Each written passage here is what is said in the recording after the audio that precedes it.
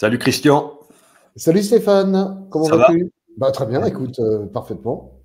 Bon, bah, très bien, parce que moi je suis grippé comme, voilà, comme un chien, donc désolé si je suis en train d'éternuer, voilà, bon, ben, bonjour à toutes et bonjour à tous. J'espère que Bonjour. tout le monde nous entend bien, nous voit bien. N'hésitez pas à nous faire un petit coucou dans les commentaires. Bon, je ne sais pas si on est très, très, très, très nombreux aujourd'hui. On a été un peu léger sur la promo, là, donc on s'y prendra un peu mieux pour le deuxième, enfin le prochain live qu'on va faire. Alors, ce qu'on vous propose justement avec Christian, c'est une mini-série de trois épisodes sur la prospection digitale et ce qu'on appelle le marketing, donc comment arriver à bien coordonner les actions marketing et commerciales. Alors aujourd'hui, on va commencer par un sujet qui est absolument capital, hein, voir un peu comment on peut repenser justement son approche commerciale avec notamment la segmentation. Alors, je vais rentrer dans le vif du sujet, hein. Globalement, aujourd'hui, ce que j'appelle l'approche classique, elle consiste à se dire, tiens, voilà, j'ai des clients dans un certain segment. Alors, on peut dire, par exemple, des directeurs marketing, je sais pas quoi, dans des ETI, dans un domaine industriel. Et puis, finalement, puisqu'il y a quelques clients qui signent pour mes offres, j'estime que les autres clients devraient être intéressés et ça donne lieu à une segmentation, hein, de notre marché. Et puis finalement, cette segmentation, encore une fois, on se dit, tiens, voilà, puisque parmi ce segment, certains sont déjà clients, les autres devraient le devenir. Donc on reste encore dans une approche très très classique où on va partir de notre entreprise, nos solutions, nos clients et finalement nos segments. Alors, tout ça, ça donne des résultats qui sont finalement assez moyens. Pourquoi? Tout simplement parce que parmi notre segment, nos segments, il y a des gens qui sont effectivement proches d'un achat et il y en a d'autres qui peuvent être très très très éloignés. Donc tout simplement parce que c'est des moments différents, ils ont des priorités qui peuvent être différentes, voire même des niveaux de maturité complètement différents. Je peux avoir des clients qui sont parfaitement conscients de leur pain et en plus qui sont en train de vivre un déclencheur, donc ils se disent bon mon pain devient trop insupportable, il me faut une solution et donc je vais consulter le marché, et d'autres clients dans le même segment qui ont ce pain mais des fois peuvent ne même pas être conscients qu'ils ont ce pain. Alors j'aime beaucoup le petit graphique là que j'ai piqué à Erudel sur LinkedIn, où finalement, on voit que dans la zone verte, là, le rond vert, hein, c'est exactement ce que je vous dis. On se dit, tiens, voilà, c'est mon segment, et parmi ce segment-là, tout le monde est prêt finalement à acheter mon offre. Or, dans la réalité, on voit qu'il n'y a qu'une toute petite partie du segment qui effectivement est proche d'un acte d'achat. Donc, il va falloir avoir un traitement différencié par rapport à ces différents niveaux de maturité et bien évidemment être très commercial, on va dire, avoir une approche plutôt directe pour des gens qui sont proches d'un achat et par contre plutôt activer des choses très pédagogiques pour ceux qui sont encore très très éloignés. Donc la vision, hein, finalement de la segmentation, classique, introduit plusieurs erreurs et qui peut se matérialiser finalement à travers cette organisation très classique de pipeline de vente.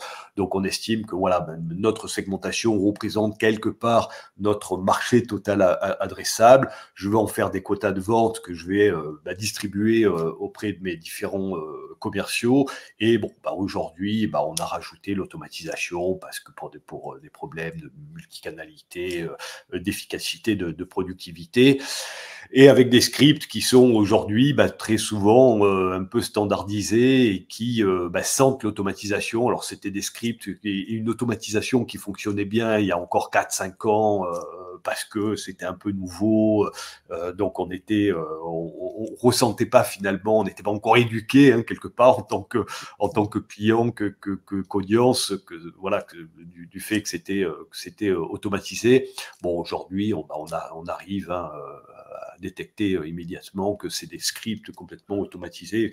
Et bien évidemment, ça va soit dans nos spams, soit directement dans notre poubelle parce que on en reçoit des dizaines par jour et qu'on est de moins en moins réceptif à ce type de démarche.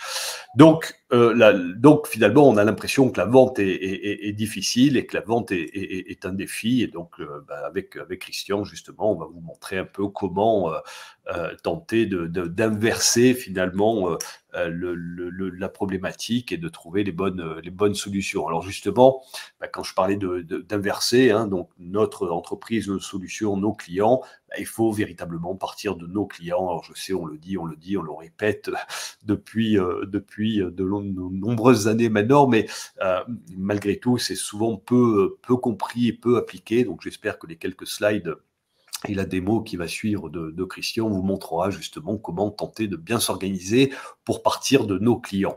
Alors, si on part je vais tourner la slide.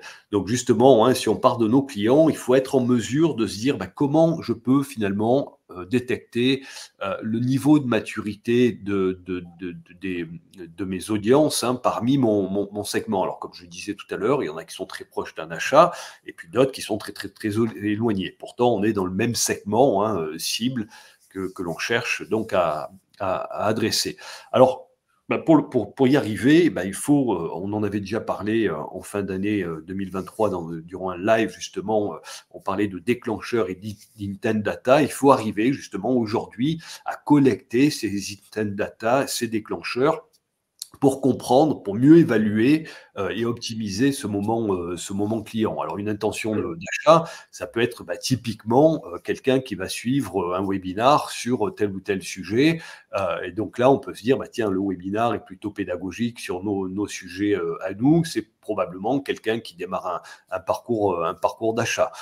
Une intention d'achat, ça peut être également, par exemple, une visite de nos pages produits. Bon, si quelqu'un visite nos pages produits, voire même le prix de nos produits, c'est qu'a priori, il doit être plutôt très, très avancé dans son parcours d'achat. Et donc là, on peut avoir bien évidemment une approche qui va être beaucoup plus commerciale que dans le premier cas. Et puis, d'autres personnes qui sont finalement encore très, très loin d'une intention d'achat. Donc, il faut comprendre pourquoi, il faut comprendre comment ça se manifeste et il faut se dire finalement, ces personnes qui n'ont pas encore d'intention d'achat, comment les convaincre que nos solutions peuvent leur permettre de solutionner leurs problèmes. Et donc là, on est plus dans une démarche marketing et éducative pour tenter de faire monter en température ces leads. Voilà, alors, petit graphique, et puis après, je passe la parole à Christian qui va vous montrer un peu justement comment utiliser aujourd'hui l'automatisation, plus finalement pour aller tenter de collecter ces intentions d'achat, ces preuves finalement de déclenchement d'un achat, plus que voilà de se dire tiens, j'utilise l'automatisation pour aller bombarder mes clients de manière un petit peu comment dirais-je, automatisée et inefficace. Alors, l'automatisation, globalement, hier, qu'est-ce qu'on faisait? On prenait notre segment, puis on envoyait un email. Bon, c'était vraiment du top-down. On avait notre campagne d'email marketing ou d'email commercial. Bon, bien évidemment, c'est devenu de plus en plus inefficace et d'où l'apparition de l'automatisation. Alors, qu'est-ce qu'on a fait avec l'automatisation? On est reparti, bien évidemment, toujours de notre segment. Puis finalement, on s'est dit, plutôt que d'envoyer une campagne au même moment, on va tenter pour aller optimiser notre démarche et notre délivrabilité, on va finalement saucissonner notre campagne en petits envois qu'on va pouvoir, par exemple, adresser tous les jours. Donc, plutôt que d'envoyer 5000 emails en même temps, je vais envoyer 50 emails par jour et chacun de mes commerciaux vont pouvoir envoyer comme ça 50 emails par jour. C'est beaucoup plus efficace. Alors, c'est vrai que c'est plus efficace en termes de délivrabilité, Maintenant, comme je vous disais tout à l'heure, bon, ça y est, nos audiences ont compris un peu les mécanismes de l'automatisation et on est forcément un peu moins attentif que ce qu'on l'était il y a encore quelques années. Alors, l'automatisation nous permet également de scénariser l'approche. Donc, il a cliqué, il a ouvert, il n'a rien fait. Donc, en fonction, on peut finalement envoyer soit des relances, soit des messages qui vont compléter le premier. Donc là, bien évidemment, grâce à l'automatisation, on a quand même optimisé la démarche. Mais on voit qu'on n'a pas complètement changé notre fusil d'épaule. Aujourd'hui, donc dans le monde idéal, ce qu'il faut arriver à faire, c'est finalement se dire, avec l'automatisation, et l'IA va de plus en plus nous aider là-dedans, comment je peux finalement collecter de manière automatique des datas qui me font penser que, tiens, Christian, il a participé ou il a commenté tel post sur LinkedIn ou il a participé à tel événement. C'est le petit truc là que je vous ai mis au milieu, c'est pas très clair, mais bon voilà, ça peut être, tiens, il est venu sur mon salon, il s'est renseigné, ou il est venu sur mon blog, sur mon site web, faire telle ou telle visite. Donc là, je peux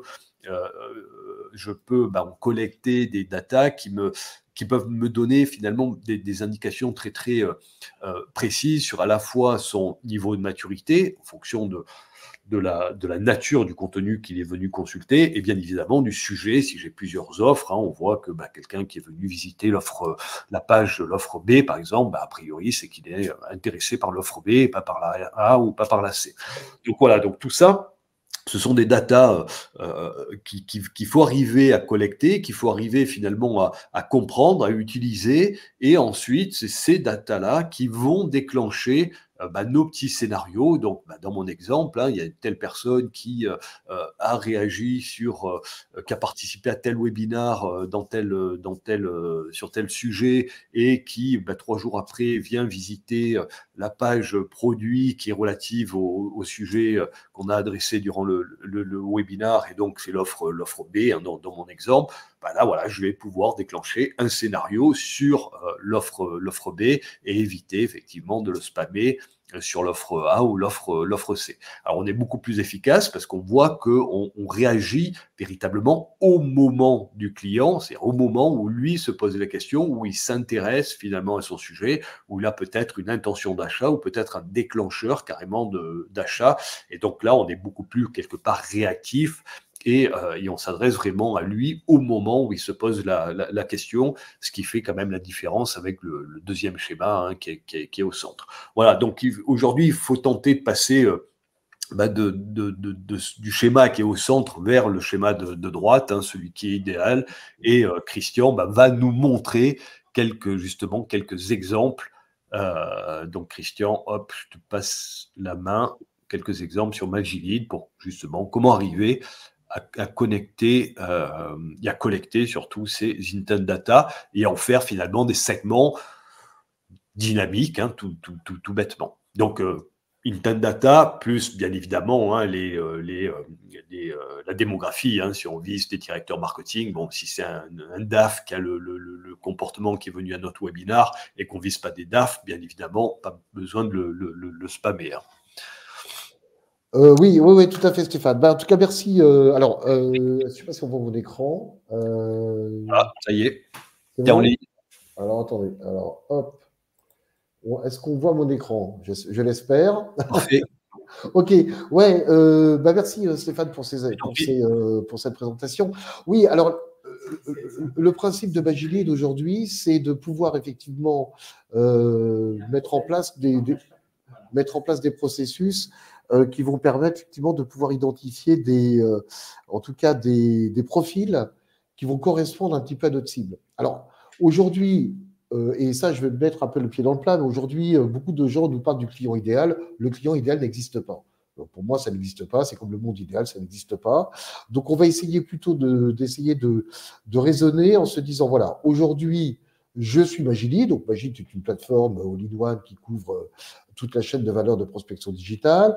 Je sais que globalement, à ma disposition, je vais avoir effectivement un parterre plutôt de CMO qui seront probablement mes cibles privilégiées. Par contre, l'objectif n'est pas d'envoyer, de faire du presse purée, hein, comme on appelle ça aujourd'hui, c'est-à-dire d'envoyer effectivement des messages un peu promotionnels à l'ensemble des CMO de la Terre entière, leur disant, voilà, vous allez voir ce que vous allez voir avec Magilide, la vie va être transformée. Mais on va plutôt essayer d'identifier, en tout cas, de pouvoir, en tout cas, observer, en tout cas, l'environnement de notre marché, la capacité, en tout cas, des profils qui vont à un moment donné se dire oui, mais effectivement, dans le cas présent, ou en tout cas dans un contexte particulier, ce type de solution pourrait effectivement être un outillage intéressant pour nos stratégies marketing. Donc voilà, donc c'est un petit peu, c'est vraiment le travail qu'on fait en amont aujourd'hui. Alors avant de partir but en blanc en se disant, oh là, directeur marketing, plutôt se dire, voilà, aujourd'hui j'ai un marché. Est-ce que c'est un marché qui, je vais adresser des CMO qui sont plutôt mûrs? Est-ce que ça sera plutôt des early adopters? Enfin, voilà, donc on va essayer vraiment de travailler sur je dirais, le profilage un petit peu du CMO. Et à partir de ce profilage-là, bon, en fait, on va utiliser des outils qu'on utilise en règle générale, qui est effectivement, qui peut être le CES Navigator, qui peut être la capacité aussi de pouvoir récupérer de la data extérieure, et on le verra avec des projets d'acquisition événementielle, où on a récupéré effectivement des listes d'entreprises qui sont motivées pour effectivement modifier effectivement l'outillage dans leur processus marketing, et sur lequel on va essayer d'enrichir pour essayer d'avoir les bons contacts. Donc voilà, donc c'est tout ce travail de première étape qui est important et qui va nous permettre effectivement de pouvoir, en tout cas, identifier par rapport à notre propre positionnement, en tout cas une démarche directe et en tout cas très contextuelle vis-à-vis de ces directeurs marketing. Alors là, je me suis amusé finalement à faire 3 exemples qui sont intéressants. Donc le premier, en fait, alors qu'est-ce que j'ai fait? Je suis allé sur LinkedIn, ni plus ni moins.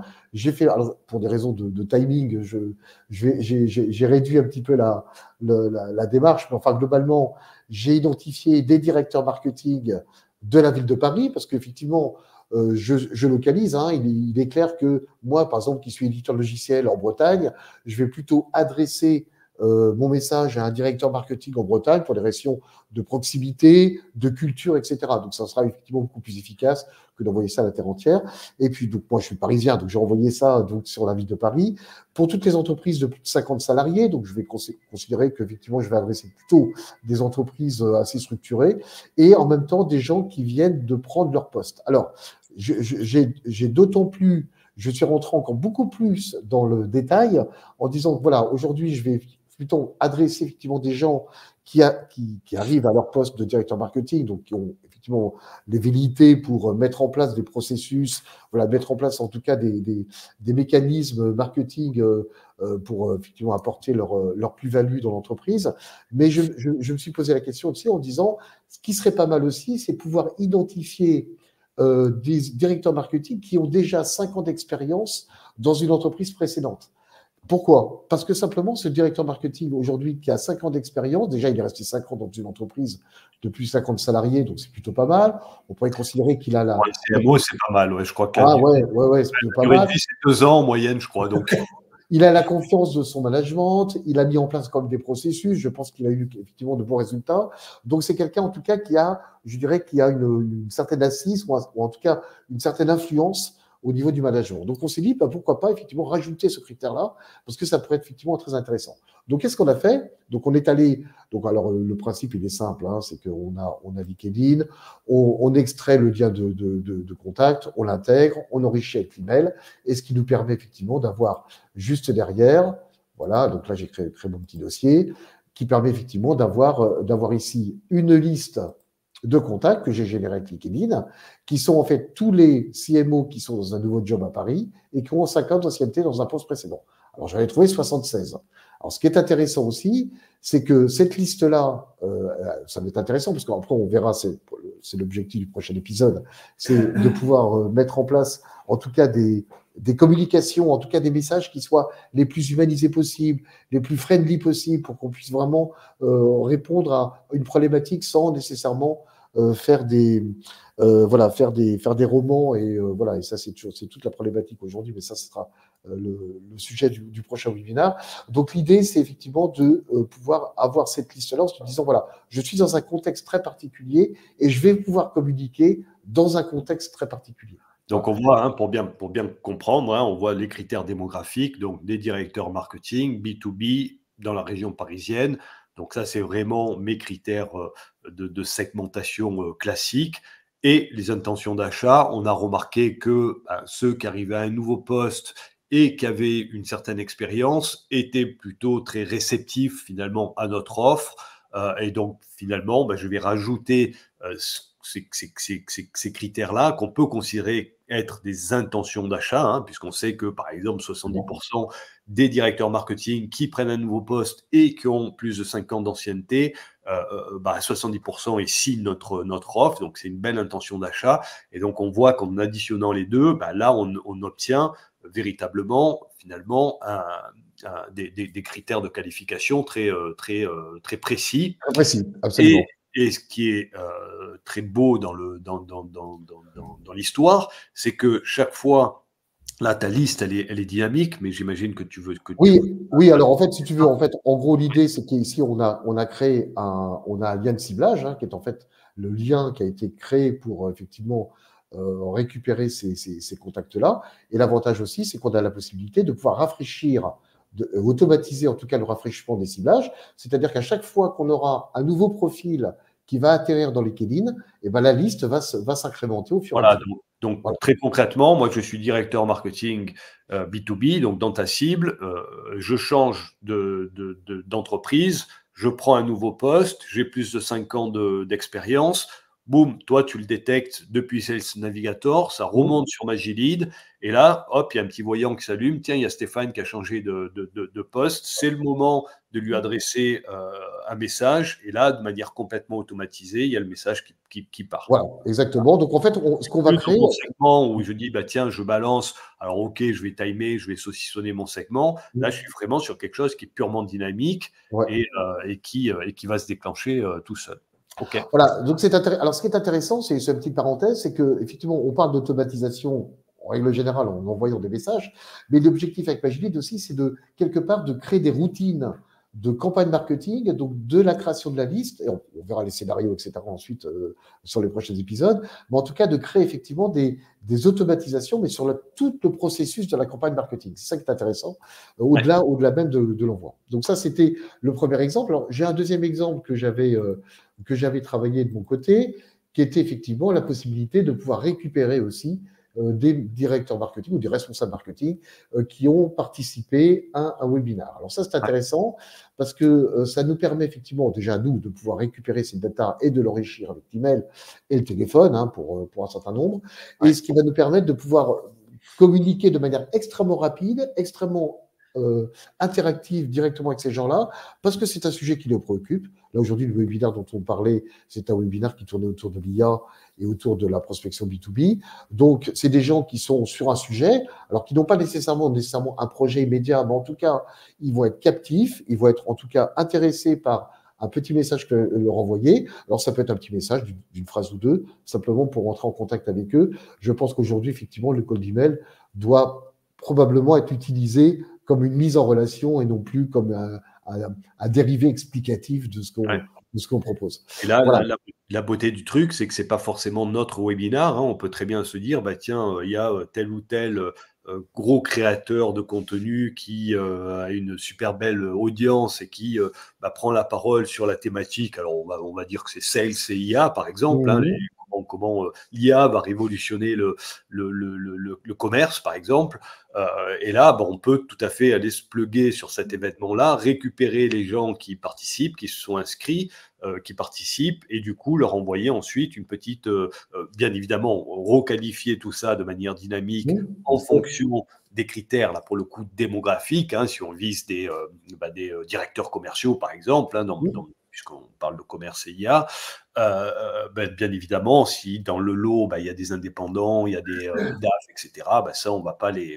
Oui, voilà, on va les exclure. Hein, voilà. Donc, effectivement, il y a toujours un travail qui doit être fait. Alors, je ne sais pas si tu as remarqué, l'audience a remarqué, aujourd'hui, c'est des petites quantités. Hein, on n'est pas sur des volumes, là, c'est 30 emails. Enfin, on est quand même sur des volumes qui sont quand même extrêmement limités et donc sur lesquels on va pouvoir effectivement avoir en tout cas un niveau d'analyse qui va être très intéressant parce qu'on est vraiment sur des quantités très limitées. Ouais. Et puis, alors, j'ai une dernière liste, alors, qui est assez amusante. Alors, celle-là est amusante parce que, en fait, qu'est-ce qui s'est passé? C'est que j'ai été prospecté par une société qui organise un gros événement autour du marketing. Et elle me dit, Christian, écoute, si tu veux y participer, avec grand plaisir, mais écoute, je t'envoie la liste des sociétés qui participent et les fonctions. Moi, je ne peux pas te donner les noms parce qu'effectivement, c'est notre propre chose. Et donc, qu'est-ce qu'on a fait? On a récupéré cette liste. J'ai demandé à un chef de projet, je lui ai dit, tiens, essaie d'identifier les personnes qui correspondent effectivement à ces listes-là. Et on a créé donc une liste de contacts qui, en fait, correspond un petit peu à des gens qui ont probablement des projets d'acquisition. Alors, pas nécessairement des projets d'acquisition de solutions de prospection digitale, ça peut être du contenu, ça peut être toutes sortes de problématiques, mais en tout cas, on sait que c'est du B2B et on sait que c'est des gens qui sont proactifs, qui sont allés sur un événement pour aller se renseigner sur tel ou tel type de sujet. Donc, on est sur des gens déjà qui sont sur je dirais, sur des intentions d'achat, en tout cas sur des projets d'achat. Donc voilà, donc c'était aussi un petit modèle. Alors, c'est un sourcing qui est un peu différent, mais qui peut être aussi très intéressant. C'est intéressant, c'est bien. Ouais, c'est bien ça qu'il faut effectivement voir. Il faut, en fonction, est-ce que c'est des déclencheurs réellement d'achat, et donc là, on peut avoir une approche déjà très, très proche, très orientée sur nos produits. Est-ce que c'est des intentions? Là, pour le coup, on n'est pas tout à fait certain, donc il faut y aller plutôt avec une approche très, très soft et voire marketing, ou est-ce que c'est juste des gens, dans mon exemple, par exemple, comment l'IA va révolutionner le commerce, on voit qu'on est plutôt sur quelque chose de très pédagogique, donc là, ça ne sert à rien d'aller vendre notre voilà, absolument. Ça, c'est tout à fait des cibles sur lesquelles on va plutôt travailler sur le pain client, plutôt sur la problématique, sur des contextes stratégiques, marketing, etc. Voilà, c'est beaucoup plus intéressant. Et c'est là aussi où on voit bien l'imbrication entre finalement la démarche marketing et la démarche commerciale, et ça c'est vraiment l'intention, plus que le scoring d'ailleurs, alors c'est très personnel, moi j'ai toujours trouvé ça un peu finalement un peu pipeau ce score, et je l'avais même expérimenté quand j'étais à la tête de mon agence, il y avait des gens qui avaient des très mauvais scores et finalement qui devenaient clients, et inversement des gens qui avaient des très très bons scores, mais parce qu'ils venaient télécharger tous nos contenus, tous nos livres blancs à l'époque, etc. Donc, ils gagnaient en score, mais finalement, à la fin, on les appelait, vos contenus sont géniaux, mais on n'a pas de budget, on fait tout seul, c'est pour ça qu'on se sert de vos contenus. Donc voilà, le score nous induisait en erreur. Mais là, par contre, l'intention d'achat, on voit très bien que si c'est effectivement une prise de parole, qu'on a une prise de parole pédagogique, et qu'il y a des gens qui viennent écouter cette prise de parole, c'est qu'a priori, ils ont besoin de s'éduquer. Et donc là, rien ne sert d'avoir une approche purement commerciale. Donc là, c'est plutôt le marketing qui a intérêt à prendre la parole sur ce genre de personnes. Et là, vraiment, Magilite, c'est ça qui est génial, c'est qu'on peut finalement capter ses intentions, ces data comportementales, finalement, qui va donner une très très bonne vision du centre d'intérêt de la personne, de son niveau de maturité. Et puis pour le coup, le marketing peut déclencher ses propres newsletters, ses propres communications, ou au contraire, si on est plutôt proche d'un déclencheur d'achat, là pour le coup, c'est plutôt des scénarisations commerciales qui vont s'activer. Voilà, donc voilà. Donc, ce qui est important aujourd'hui, et Stéphane, tu l'as très bien dit, c'est observer votre marché, observer vos personas, essayer d'identifier effectivement quel peut être le comportement, essayer de trouver effectivement les éléments qui vont vous permettre effectivement de communiquer de manière le plus pertinent possible vis-à-vis d'une certaine population. Voilà. Ouais. Ben, c'est vraiment ça, hein, partir de son client. Je sais qu'on le répète, qu'on le répète, qu'on le répète. Là, j'espère qu'on vous a fait la démonstration voilà, de ce que ça peut donner. Hein. Donc, pas se dire, bah, tiens, j'ai un segment et je bombarde mon segment. Non, dans mon segment, il y a des gens qui sont mûrs et des gens qui le sont moins. Donc, il y a des gens qui sont proches d'un achat, d'autres qui sont très, très éloignés. Et finalement, c'est les comportements de ces personnes-là qui vont nous donner justement ces indications. Hein. Donc, le fameux funnel marketing, on le retrouve aussi un peu là-dedans, mais c'est pas mécanique, hein, c'est pas tiens parce que je vais lui envoyer une première communication en découverte, en top of the funnel, qui va passer en middle et qui va ensuite passer. Non, c'est pas notre communication. On peut l'aider, on peut activer un petit peu, mais c'est surtout aujourd'hui le client hein, qui va avoir sa propre démarche, qui est complètement autonome et qui va soit avancer en fonction d'un pain qui est vraiment douloureux, soit finalement se dire c'est pas encore si douloureux que ça. Alors c'est inconscient, hein, mais bon, le sujet m'intéresse, mais que j'ai pas encore véritablement de douleur, j'avance pas. Et donc là, il va falloir s'adapter à son comportement et ses besoins. Bon, super. Et la fois prochaine, on verra justement comment arriver à scénariser et à humaniser nos fameux scénarios, même s'ils sont automatisés. Hein, il y a quand même moyen d'humaniser les choses et de faire des choses qui sentent pas l'automatisation à plein nez et donc qui sont efficaces. Et tu as commencé à le dévoiler, hein, ne serait-ce que faire ça sur des toutes petites populations. C'est important parce que ça nous permet aussi de voir ce qui fonctionne moins, et puis d'avancer comme ça de manière très très agile pour trouver les bonnes solutions. Mais bon, on reparlera de tout ça dans un mois, donc je vous invite à suivre Christian sur LinkedIn pour être informé des prochains lives, et puis écoute, on se retrouve dans un mois. Oui, on se retrouve dans un mois, Stéphane, merci. Et puis, n'hésitez pas à nous contacter hein, si vous voulez plus d'informations. On est à votre disposition. En tout cas, merci. Et puis, au mois prochain. À bientôt. Ciao. Ciao. Au revoir tout le monde. Au revoir.